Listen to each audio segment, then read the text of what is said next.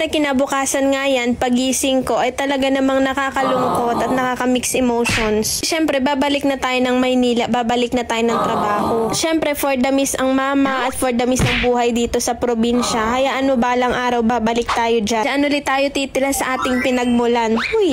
Nagintindi na nga kami dyan ng maaga at syempre umalis na rin kami para makaaga kami ng biyahe. Alam niyo sa totoo lang, ito yung mga nakakalungkot sa mga bakasyon. Ano yung bigla ka na lang ulit babalik sa pinagmulan mo na parang ang bilis lang, parang pumikit ka lang ay babalik ka na agad. Taas kamay dyan sa mga katulad kung may separation anxiety. Talaga namang mahirap uwian.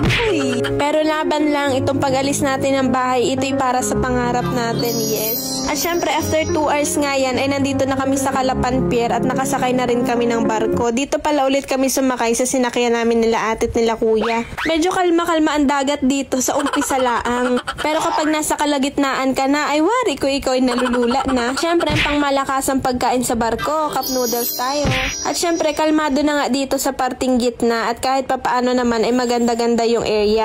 Nang nandito na nga kami malapit sa may Batangas, ay tingnan nyo naman kitang-kita na dito yung Monte Maria. Hapon na nga yan, mga bandang alas 3 na nga yan, kaya medyo maganda-ganda na yung panahon talaga. At syempre nag-video muna ako dito kasi ang ganda naman talaga ng tanawin. At ayan nga, inabot na rin kami dito ng sunset. Talaga namang sobrang ganda. Sobrang Latina sa babae. Talaga namang kung titingnan nyo at pagmamasdan, ganito yung magandang pagmasdan kapag nasa barko ka. Hali, ang kasabay ko na nga lang pala dyan umuwi ay si ate. Bali nauna na nga dyan sila kuya at si ate. Dahil nga medyo matagal-tagal yung biyahe dyan, ay tinulugan ko na lang. Abat sa sobrang antok nyan, ay di nakabawi tayo ng tulog. Kahit papaano naman, mabilis lang yung naging bakasyon namin, sobrang saya naman kasi syempre magkakasama kami at buo kami. Kahit hindi totally buo, basta alam namin sa sarili namin na nagawa namin yung the best na magsama-sama, yun na ipanalo na. At syempre nga, nang malapit na kami dito sa Batangas Pier, ay natatanaw na namin itong ibang barko at ayan nga, medyo malapit-lapit na rin kami. Bali kasi sinakay namin na fast cut, wala gaano masyadong pasahero, kaya medyo mabilis lang din.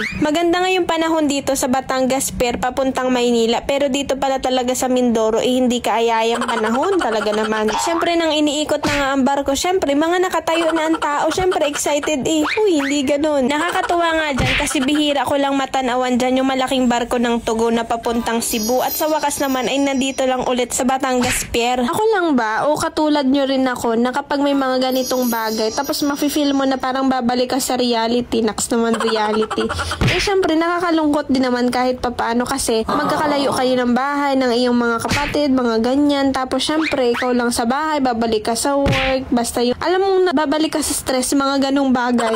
Kaya ang mapapayo ko dyan sa mga pumapasok pa, ay i-treasure nyo yan dahil yan yung masayang parte ng buhay. Huwag nyo masyadong madaliin na gusto nyo magtrabaho. Hindi ganon kasaya sa totoo lang, malalaman nyo lang yan kapag nandun na kayo sa mismong point na yun. Uy, nangaral. Pag talaga kasi kayo nasa point na ng adulting, talagang feeling nyo akala nyo, ang bahala na sa buhay nyo si Batman, yun pala kayo talaga, ganun. Kaya alam niyo yung natutunan ko lang enjoy your life lang. Yun lang talaga, yun lang masasabi ko. At saka kung nadadala man tayo ng mga stress natin, try nating lumabas-labas, magagala, travel, mga ganyan. Kahit hindi naman ganong kalakihan yung ipon mo, basta lumabas ka lang ng bahay, lumabas ka lang ng comfort zone mo. Naks naman. At syempre, ang isang bagay, balikan nyo yung dati nyong bahay, balikan mo yung mga magulang mo, dalawin mo sila, bisitahin mo sila, basta yun lang, masayang masaya ka na doon, nasabi ko sa'yo. Life is tough talaga, kaya kung kaya mong i-handle yung sarili mo at kaya mong balansein yung buhay mo, ay panalo ka na doon. At syempre, ayan nga, edi marami na kayo natututunan sa akin. May bayad yan, nasabi ko sa inyo.